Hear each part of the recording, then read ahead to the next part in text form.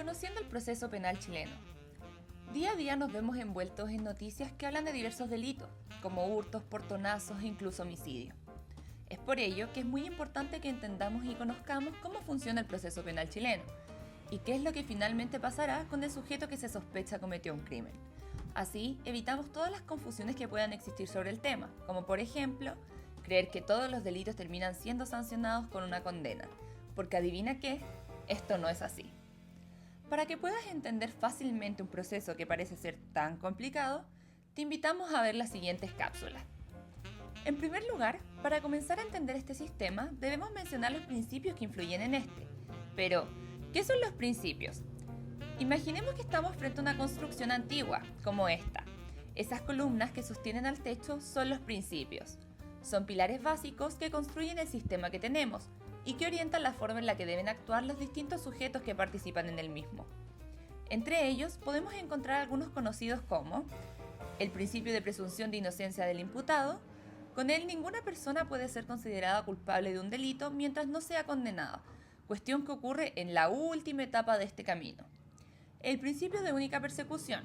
Suena complicado, pero simplemente significa que una persona no puede ser sancionada por un mismo delito dos veces.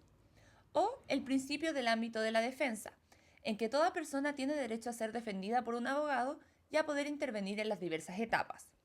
Estas importantes reglas deben tenerse en cuenta a lo largo de todo el proceso, desde principio a fin. Pero, ¿cómo se inicia este? Para poner en movimiento el proceso penal, se utiliza una herramienta muy valiosa, llamada acción penal.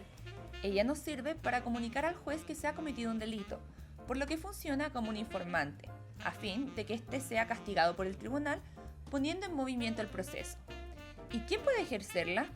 De preferencia el Ministerio Público, pero también puede hacerlo cualquier persona, incluso tú, mediante una denuncia o querella. ¿Qué? ¿Denuncia o querella? Son cosas distintas. La denuncia es simplemente cuando una persona acusa a otra de cometer un delito ante una autoridad del Estado, como por ejemplo a Carabineros, sin necesidad de cumplir con formalidades ni contratar a un abogado, terminando su participación en ese momento.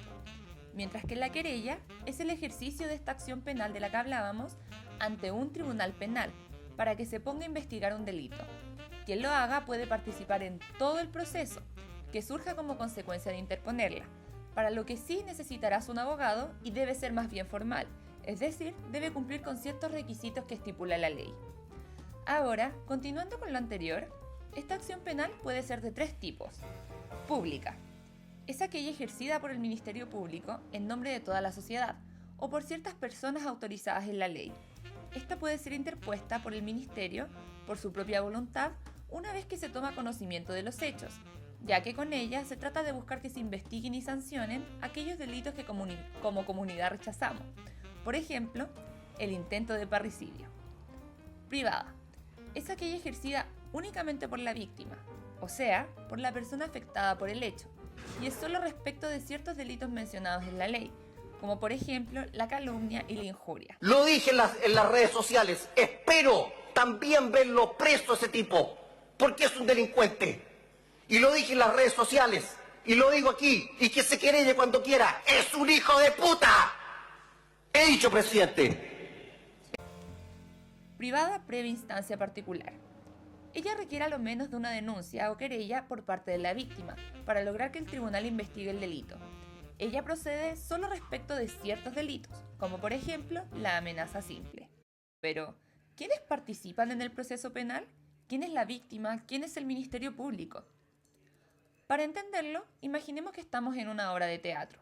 En ella participan distintos personajes, entre los que encontramos los personajes principales, cuya participación es mucho más importante, ya que logran dar continuación al relato que se trata de contar, y los personajes secundarios, que si bien hacen funcionar la obra, participan solo de manera ocasional y complementando a los principales.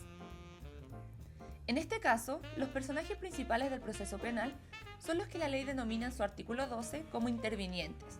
Son los que logran hacer avanzar todo el proceso mediante el ejercicio de sus derechos. Estos son, primero, el imputado, que es aquella persona que está siendo investigada como posible responsable de un delito. En segundo lugar, tenemos al fiscal, quien es un funcionario que forma parte del Ministerio Público y que en nombre de este se dedica a dirigir la investigación de un caso particular y participar activamente de dicho proceso. Pero, ¿quién es el Ministerio Público? Es un organismo independiente de otras autoridades que tiene como principal función dirigir la investigación de hechos que podrían constituir delitos dentro del proceso penal, ejercer la acción penal pública cuando corresponda, con la que logrará poner en marcha todo el proceso, adoptar medidas para proteger a las víctimas y testigos, y por último, imparte órdenes directas a la policía durante la investigación, con el fin de que se realicen diversas gestiones que permitan descubrir al culpable, como por ejemplo, entrar y registrar el hogar de una persona. En tercer lugar, tenemos al defensor. Se trata de él o la abogada que se encarga de defender y expresar la voz del imputado a lo largo de todo el proceso. En nuestro país existe lo que se conoce como Defensoría Penal Pública, una institución que desde el año 2001 se dedica a proporcionar defensa a los imputados, asegurando que puedan hacer valer su derecho a contar con un abogado defensor. Esto es una respuesta a uno de los principios que señalamos anteriormente, el de ámbito de la defensa. En cuarto lugar, tenemos a la víctima, que se entiende como la persona que resulta ofendida o afectada por el delito.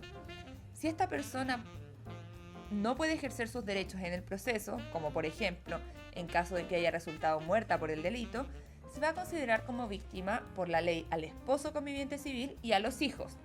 Si no cuenta con dichos familiares, a los ascendientes, si no al conviviente, sino a los hermanos, y de no contar con ninguno de los anteriores, al adoptado o adoptante. El querellante. ¿Ya lo habíamos mencionado? Algo así. El querellante es la persona que puede interponer lo que conocimos como querella. ¿Y quién puede interponer querella? La ley señala que puede hacerlo la víctima, su representante legal y su heredero dispuesto en el testamento.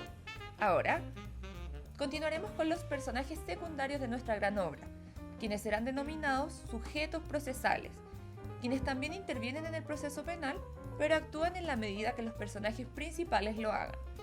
Estos últimos son los tribunales.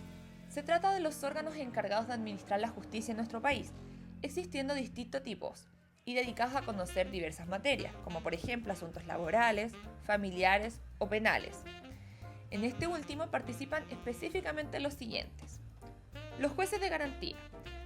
Se trata de un solo juez que se encarga principalmente, durante la investigación del delito, de la protección de los derechos fundamentales del imputado, la víctima y los testigos, dictando medidas que tienden a resguardarlos. Y los tribunales de juicio oral en lo penal. Es un órgano compuesto por 3 jueces que se dedican especialmente en este proceso a conocer lo sucedido y a tomar una decisión respecto al destino del imputado, es decir, si será considerado culpable o no.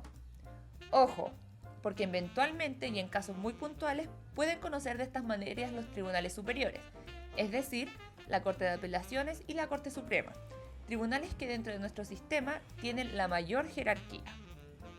Y finalmente tenemos a las policías. En nuestro país, cuando hablamos de las policías nos referimos a Carabineros de Chile y a Policía de Investigaciones, o PDI. Ambas instituciones tienen como objetivo mantener el orden al interior de la sociedad y en el proceso penal en particular funcionan como ayudantes del Ministerio Público en la investigación de los hechos que podrían ser delitos, realizando las diversas actuaciones que sean ordenadas por el fiscal, como por ejemplo tomar muestras de ADN en una escena del crimen.